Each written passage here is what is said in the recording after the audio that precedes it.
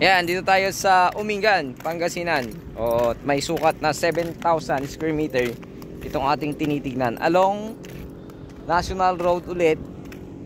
Katapat po nung na-vlog ko na 4 hectares at merong mountain view. 4 hectares yan, pero ano na yan, na subdivide na.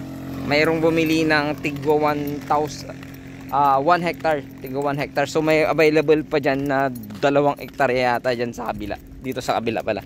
So ito yung property. Puntahan lang natin yung dulo para po makita ninyo.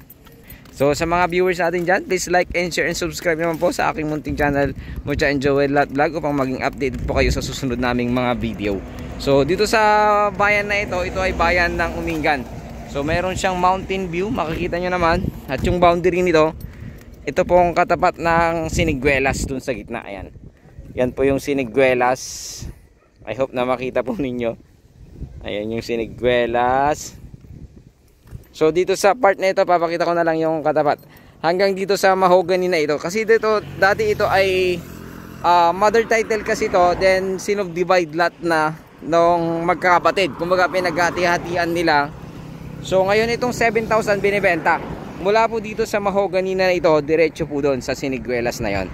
Ayan, tapos pa ganun po siya. Sumamarkahan ko na rin po ulit doon sa drone, kung mapapaliparan po ng aking kapatid na si Jelor Mex Vlog. So dito sa part na ito, along National Highway siya.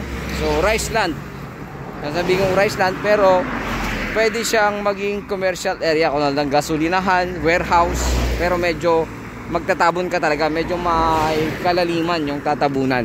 Ulitin ko, medyo may kalaliman. So negotiable naman po sa 500 per square meter yung presyo po ng ating seller. So ano to, parang okay na rin po siya sa kanyang presyo actually, kasi 7,000 square meter lang siya. Kasi dito sa kabila, ano po yan, 500 din noon, pero ngayon nasa 750 per square meter na.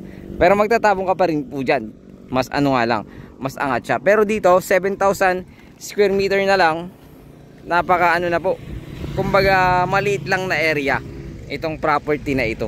So sana magustuhan nyo po ito dito sa bayan ng Umingan, Pangasinan. Sukat nito 7,000 square meter more or less.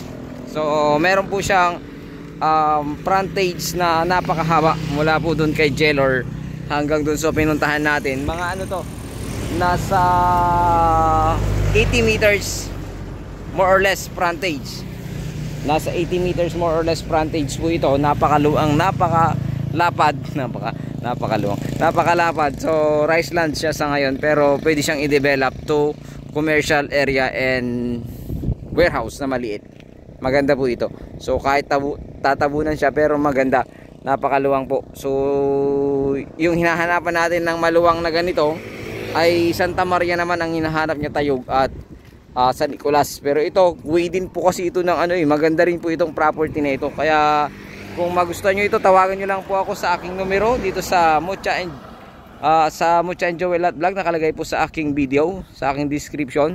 At sana magustuhan nyo po at paki-message po ako agad. Maraming salamat po. Diyos po ang bahalang magpala sa inyong lahat. God bless you all.